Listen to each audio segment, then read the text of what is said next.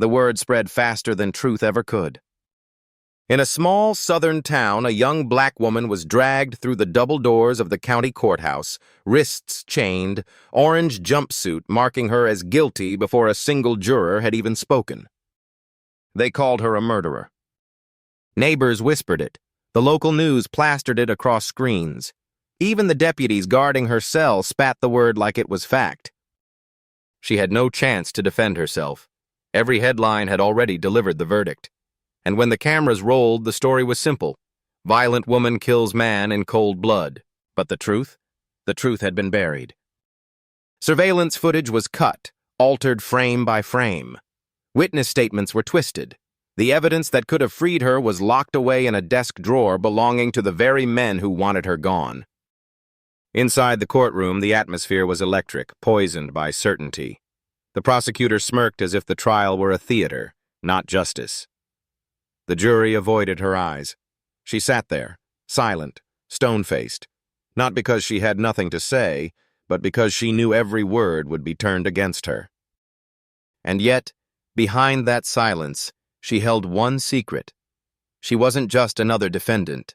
She had worked for the very agency tasked with rooting out corruption. She knew the names, the faces, the deals made in the dark, and someone wanted her silenced permanently.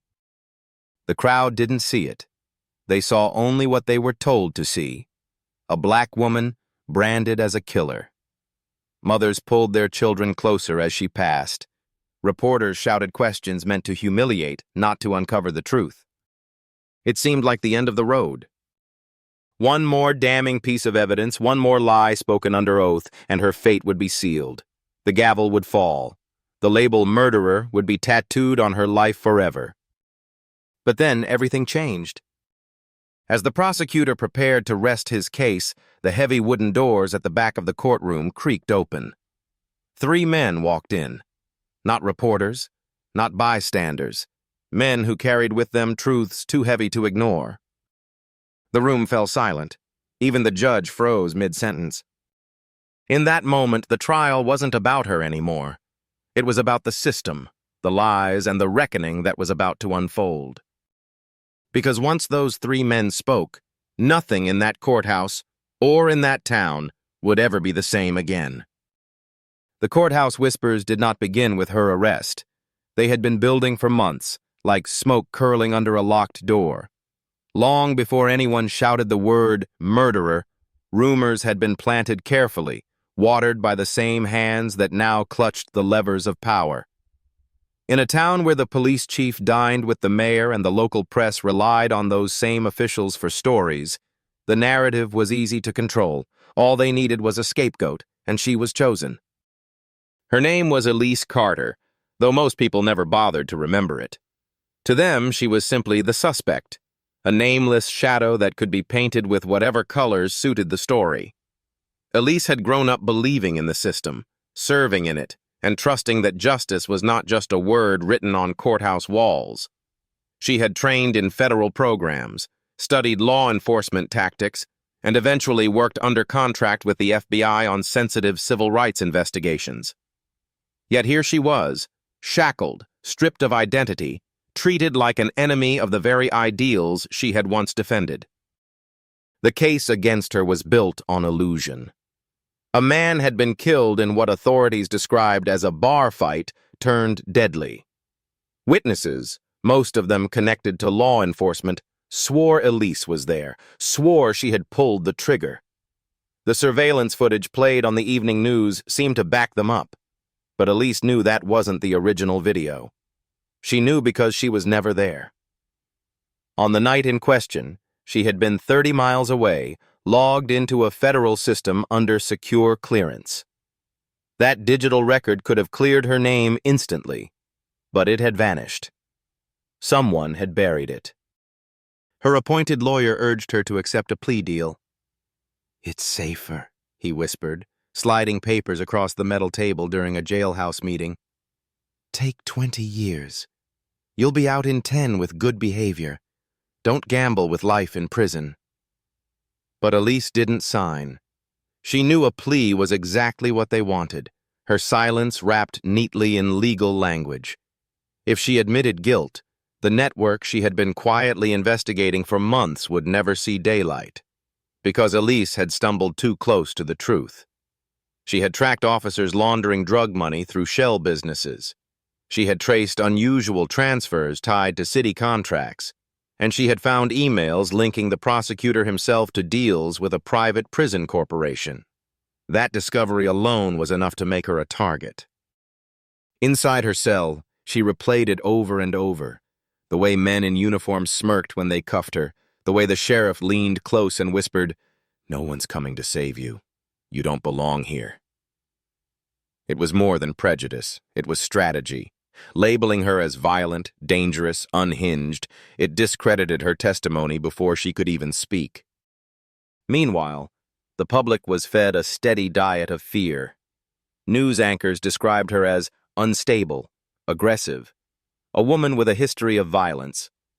None of it was true, but in a town where people still judged by skin color before character, the words stuck. Mothers pointed her out on TV to warn their children. Local pastors prayed from pulpits about evil walking among us. The verdict had been decided before the trial began. But there was a sliver of hope. 3 names she whispered only to herself in the dark. Men she had worked with, men who knew her record, men who understood how deep the corruption went. She didn't know if they would come. She didn't know if they even could. But she knew that if the truth had a chance, it would be through them. Until then, she endured. The trial's early days were theater, staged for the cameras. The prosecutor waved exhibits dramatically, each one crafted to inflame the jury. A blood-stained shirt, a shaky eyewitness who swore she heard Elise scream before shots rang out.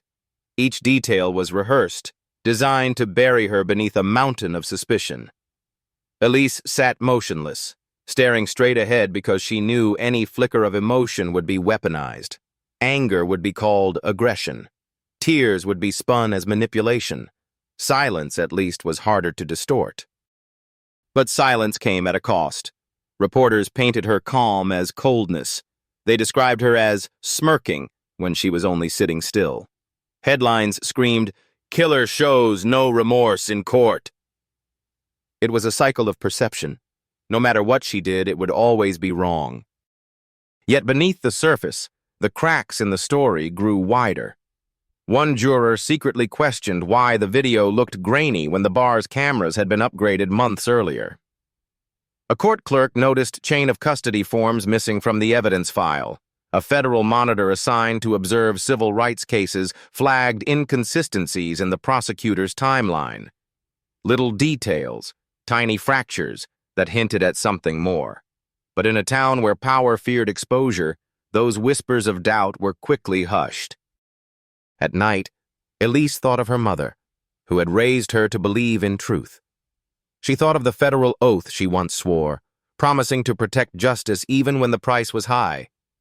Now that price was her freedom. She remembered the face of the man who died, because she had seen his file. He wasn't random. He was tied to the same web of dirty money she had been chasing. And if she fell, that entire network would keep thriving in the shadows. Still, she refused to break. In her heart, Elise carried a belief. Corruption could hide, but it couldn't erase everything. Not when truth had witnesses, not when justice still had fighters. And somewhere beyond those barred windows, she prayed the right people were preparing to step into the light. The second week of the trial opened under heavy clouds, a storm rolling in that seemed to echo the tension inside the courthouse. The air carried the weight of inevitability. To the public, the case looked airtight. To Elise, it was a suffocating performance. Each day, she was paraded past cameras, each headline more damning than the last. "Federal mole turned killer," one paper declared. Another ran with, "Justice at last. Murderer faces judgment." The irony was cruel. She had dedicated her career to exposing police corruption, and now the machinery of that same corruption was grinding her down. The prosecutor leaned into spectacle. He summoned expert witnesses who spoke with authority but offered only conjecture. A firearms analyst claimed the bullet matched a gun Elise once owned, though the weapon was never recovered. A behavioral psychologist testified she displayed traits of aggression, citing nothing more than her posture in court. Each testimony chipped away at her humanity, presenting her not as a woman but as a caricature, volatile, dangerous, untrustworthy. Her defense attorney raised objections, but they were overruled with practiced efficiency. The judge, a longtime ally of the sheriff, allowed the statewide latitude while restricting Elise's side to narrow responses. Even when her lawyer attempted to raise the possibility of evidence tampering, the judge cut him off, calling it speculative. The courtroom audience applauded the ruling, a chilling reminder that justice had been replaced by theater. Yet outside the courthouse, something unexpected began to stir. A handful of activists gathered at the steps, holding signs that read, "Innocent until proven guilty," and "Justice for Elise." They weren't locals. They had driven in from neighboring cities, drawn by whispers of misconduct. One live streamer began broadcasting daily updates, highlighting inconsistencies in the prosecution's case. Her audience grew, and with it came questions too loud to ignore. Why were key documents missing? Why was the video evidence so grainy? Why did every witness happen to have ties to the police department? The cracks widened further when an investigative journalist from a national outlet arrived. She had covered wrongful conviction cases before, and what she saw here was all too familiar. The rush to judgment, the reliance on shaky witnesses, the convenient disappearance of exculpatory evidence. Her first article went viral. "Is Elise Carter being railroaded?" it asked bluntly. The story spread across social media, drawing attention from civil rights groups and former federal agents who had once worked alongside Elise. Inside her cell, Elise felt the shift like a change in the wind. Guards who once mocked her grew quieter, aware that eyes from outside the town were now watching. The sheriff bristled, ordering tighter restrictions and warning deputies against speaking to reporters. But the harder he pushed, the more suspicious it looked. Still, the danger was real. One night, as Elise was escorted back from court, a deputy leaned close and muttered, "You think your friends can save you? Accidents happen in jail." The threat was clear.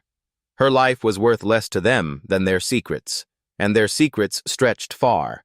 Illegal seizures, bribes from contractors, a pipeline of cash connected to private prisons.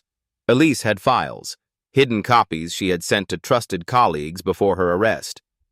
If those files surfaced, the entire county power structure would collapse. Meanwhile, her attorney, once resigned to a plea deal, began to shift as well. He noticed the growing support, the journalists pressing harder, the evidence of tampering impossible to dismiss. For the first time, he looked Elise in the eye across the defense table and said, "If we can hold out, if the right people step forward, this case could break open." But holding out was not easy. The jury pool was poisoned daily by local broadcasts portraying Elise as a cold-blooded killer. One night, a prime-time anchor even reenacted the supposed bar fight, using actors to dramatize the crime. The public ate it up, and in that environment, jurors, ordinary townsfolk, felt pressured to convict or face backlash themselves. It was the perfect storm of bias and fear. Still, Elise refused to despair. She sat through each session with quiet resolve, her mind not on the accusations, but on the truth she carried. She thought of the 3 men she trusted, each connected to her past investigations. One was a federal attorney who had handled whistleblower cases. Another was a field agent who had worked undercover with her. The third was a father who had lost his son to the same network of corruption now framing her. She didn't know if they would risk stepping forward, but she knew their testimony could dismantle the lies. The turning point began quietly. During cross-examination, her lawyer forced the firearms analyst to admit that the supposed match between the bullet and the weapon was based on incomplete data. The jury shifted uncomfortably. Then a clerk leaked to the journalist that the chain of custody forms for the video evidence were missing, not lost, but deliberately removed. The journalist published the leak, and the story exploded online. Suddenly, the narrative outside the county was no longer about a murderer. It was about a wrongful arrest, a potential federal investigation, a case that reeked of police corruption.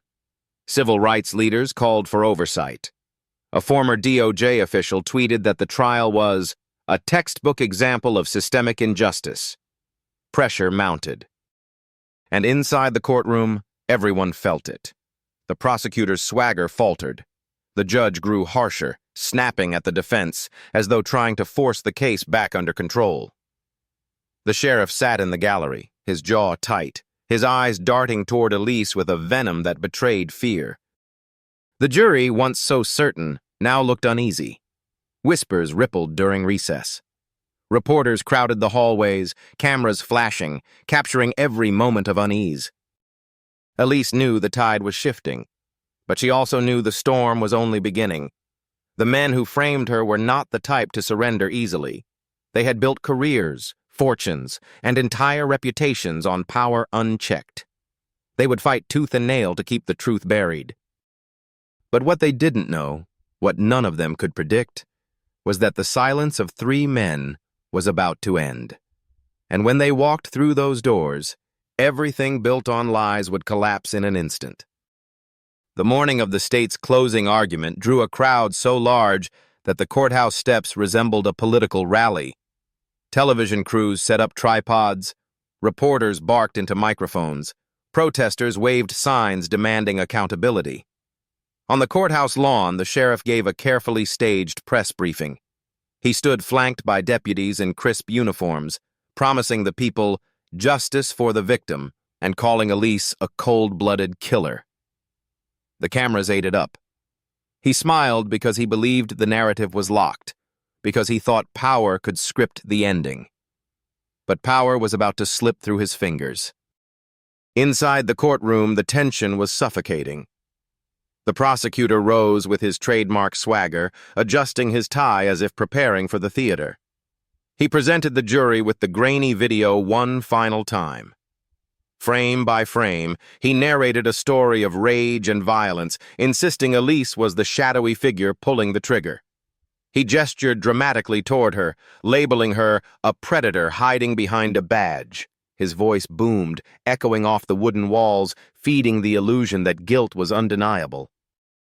Elise sat motionless, the chains at her wrists rattling softly as she folded her hands. She refused to bow her head. In the gallery, the sheriff leaned back with a smirk. For a moment, it seemed the case was sealed. The prosecutor's voice dripped with confidence. "Ladies and gentlemen of the jury, this is not about race, not about politics. This is about justice, and justice demands a guilty verdict." Applause erupted from the gallery, a violation of court protocol. But the judge allowed it with a nod. The performance was complete. Then came the defense's turn. Elise's attorney stood, visibly nervous yet emboldened by the rising tide outside the courthouse. His voice shook at first, but steadied as he spoke. "We've been asked to believe this video is the truth," he said, holding up the disc. "But truth doesn't delete timestamps. Truth doesn't skip entire minutes. Truth doesn't conveniently erase the one camera angle that would have shown my client wasn't even there." He hammered at the inconsistencies, the missing forms, the impossibility of Elise being in 2 places at once. But the jury's faces remained guarded. Too many had already been conditioned to doubt her humanity. It was then that the wooden doors at the back creaked open. The sound cut through the prosecutor's smug expression like a blade. Heads turned as 3 men entered, walking with deliberate steps, their presence heavy with authority. The first was a federal attorney carrying a black briefcase. The second, an FBI agent in a gray suit, his badge glinting under the fluorescent lights. The third was a grieving father, his weathered face etched with sorrow, but his eyes burning with determination. The room fell into silence so thick it was almost suffocating. Even the judge paused mid-sentence. The federal attorney spoke first. "Your Honor, we move to intervene under federal authority." He placed the briefcase on the table, unlocking it with a click that echoed like a gunshot. Inside were documents stamped with Department of Justice seals, records proving Elise's alibi on the night of the crime. Secure system logs showing her logged into a federal database, impossible to fake. The courtroom buzzed with shock. The prosecutor objected violently, shouting that the evidence was irrelevant, but the judge, sensing the tide shift, reluctantly allowed the presentation. The attorney slid the papers across to the clerk. "This is not speculation. This is not a rumor. This is hard data proving Elise Carter could not have been at that bar. She was fulfilling her duties as part of a federal civil rights investigation." Gasps rippled through the gallery. The second man stepped forward. The FBI agent. He carried a flash drive. "This is the original surveillance footage," he said calmly. "Unaltered, uncut, obtained through federal subpoena." The judge hesitated, then ordered the video to be played. The screen flickered, and the truth poured out. The original footage showed a different shooter, a tall man with a shaved head, an off-duty deputy with known ties to narcotics trafficking. Elise was nowhere in the frame. The manipulated version had cropped angles, blurred faces, and spliced timestamps to pin the crime on her. The deception was naked now, undeniable. The gallery erupted. Some shouted in disbelief, others demanded arrests on the spot. Reporters scrambled to relay the bombshell live. The prosecutor's face drained of color. He stammered, objected again, but the judge's gavel slammed for silence. For the first time, the jury looked at Elise not with suspicion but with dawning horror, realizing they had been weaponized as pawns in a corrupt game. Then the third man rose, the father of the slain victim. His voice was steady, but his words cut sharper than any evidence. "My son was not killed by this woman," he said, pointing toward Elise. "He was killed because he refused to work with dirty cops. He came to me weeks before, said they were running drugs, and said he wanted out. I stayed silent because they threatened me, but I will not stay silent another day." He turned toward the sheriff, eyes blazing. "You know who killed my boy, and you tried to bury it by framing her." The room froze. The sheriff's smirk was gone, replaced by a glare of panic. The father continued. "I have recordings. My son sent them to me before he died. Conversations with officers about shipments, about silencing witnesses. And one of those witnesses was Elise Carter, because she was investigating them. That's why she was targeted. That's why they called her a murderer." He handed over a phone loaded with audio files.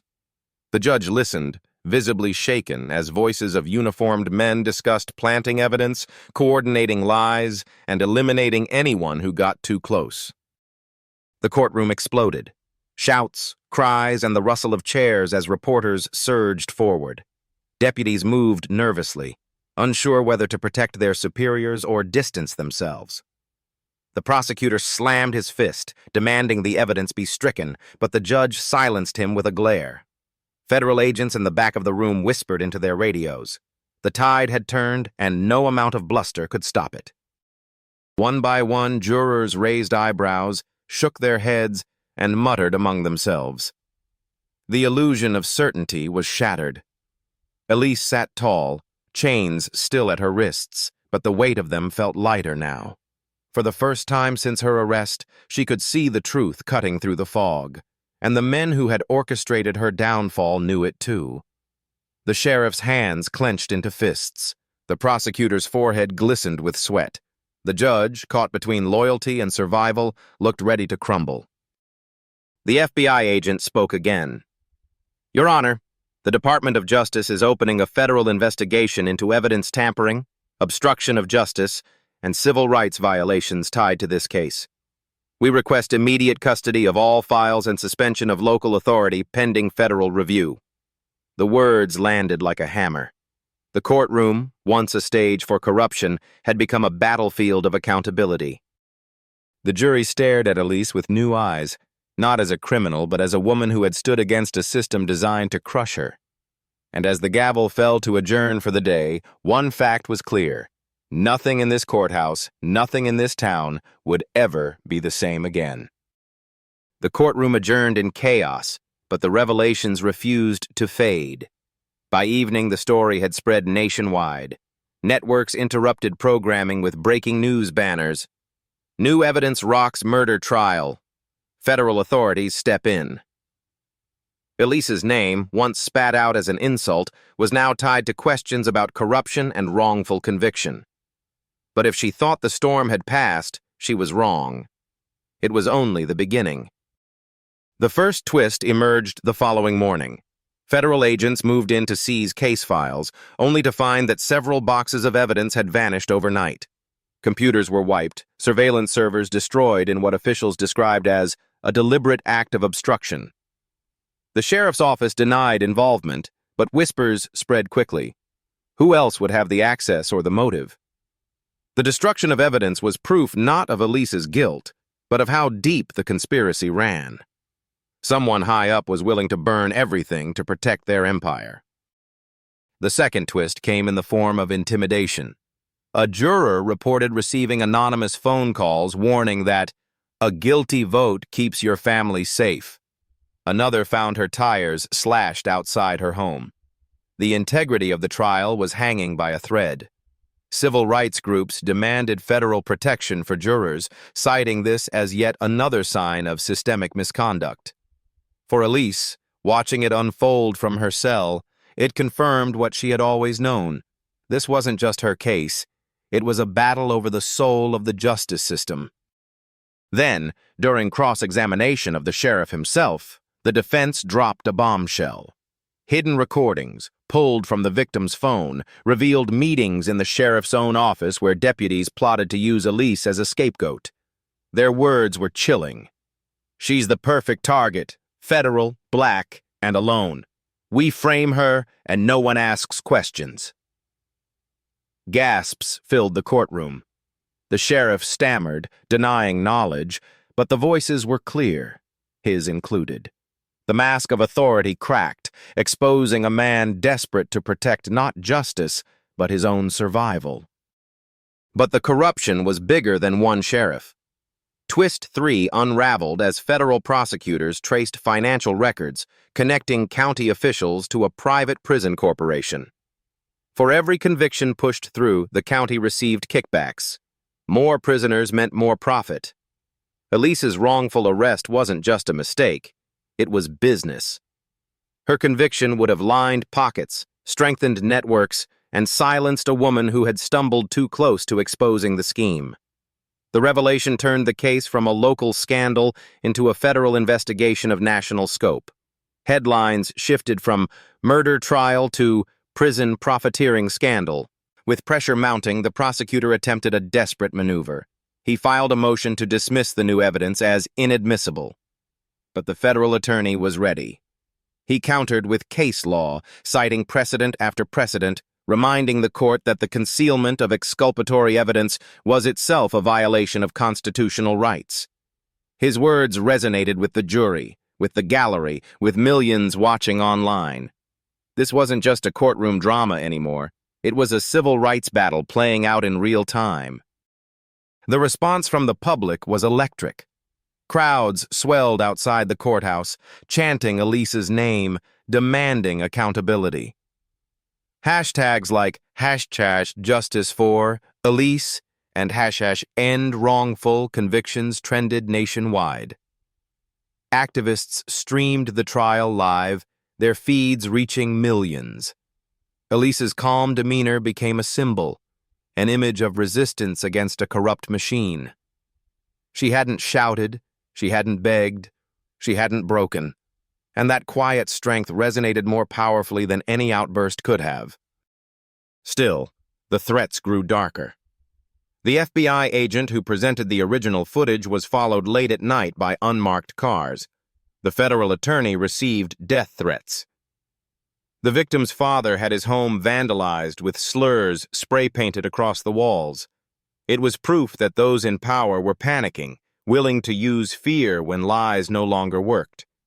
But instead of silencing the truth, it amplified it.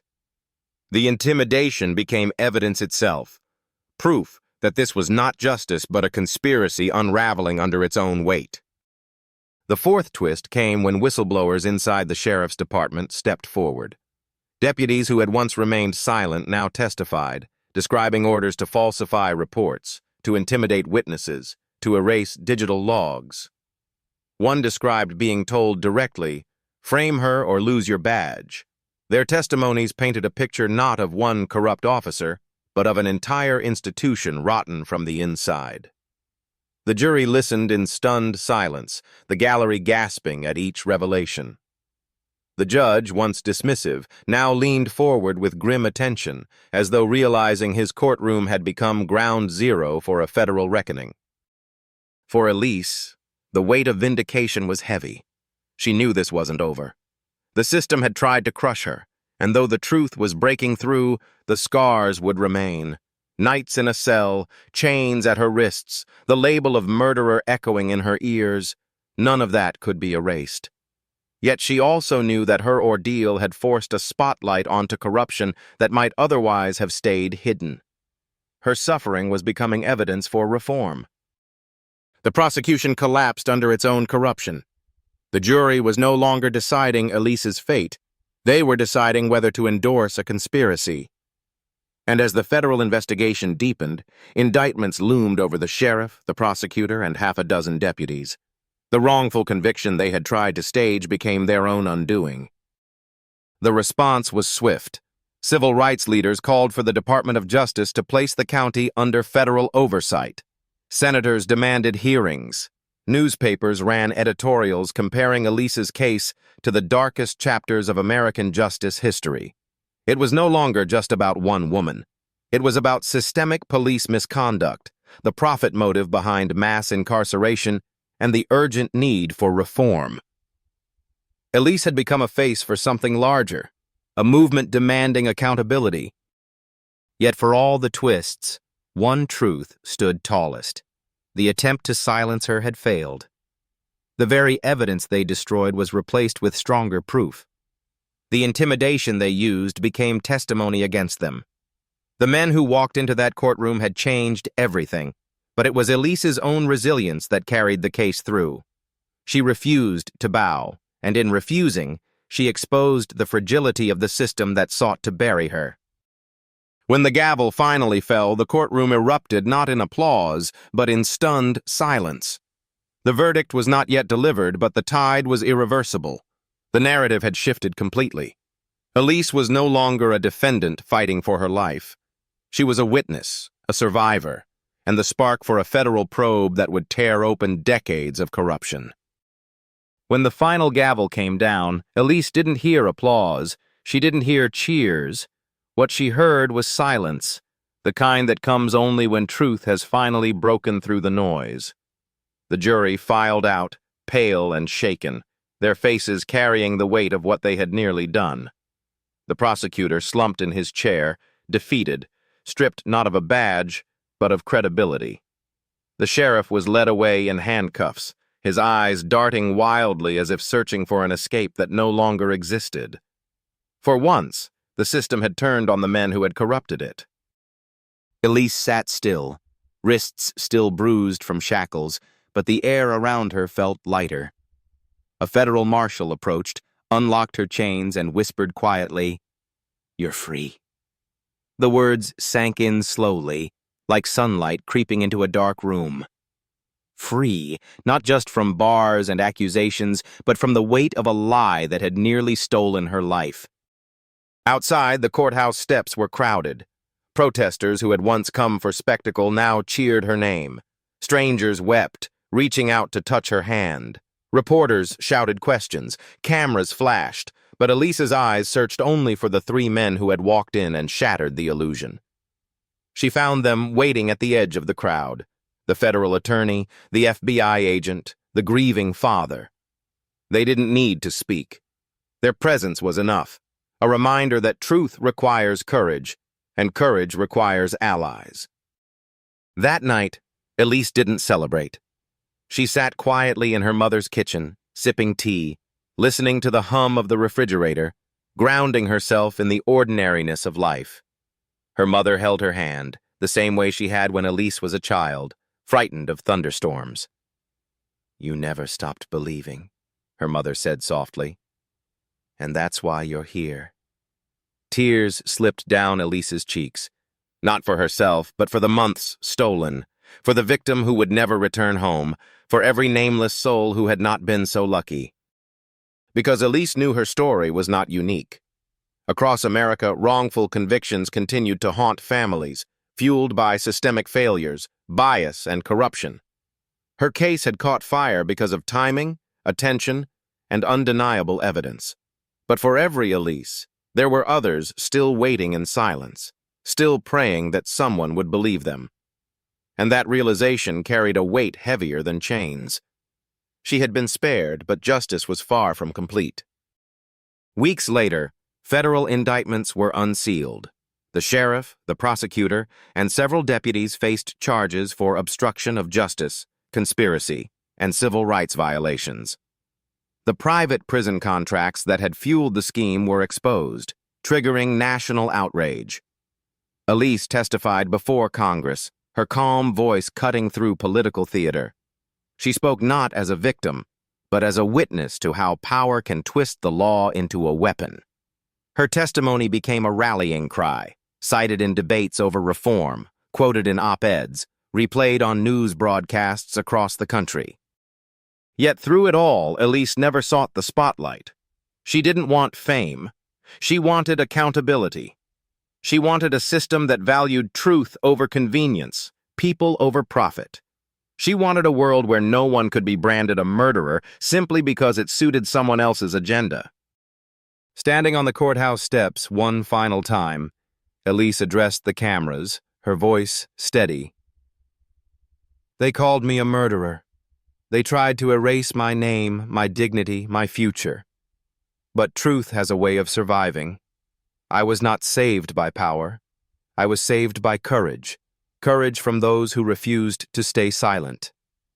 If you remember anything from my story, remember this. Justice only exists when we demand it. Don't ever stop demanding it." The crowd erupted, not in chaos, but in affirmation. Her words carried beyond that courthouse, echoing across living rooms, classrooms, and boardrooms. They became more than a statement. They became a warning. And as the sun set behind the courthouse dome, Elise turned away from the cameras. She walked quietly into the evening, free at last, her dignity intact, her voice stronger than ever. She knew battles still lay ahead, but she also knew one thing for certain. They had called her a murderer. But history would remember her as something far greater, a survivor who exposed the truth. If you believe stories like Elise's deserve to be heard, hit that subscribe button and share this video. Because silence protects corruption, but your voice can help bring justice. Don't forget to comment where you're watching from. We read every single one.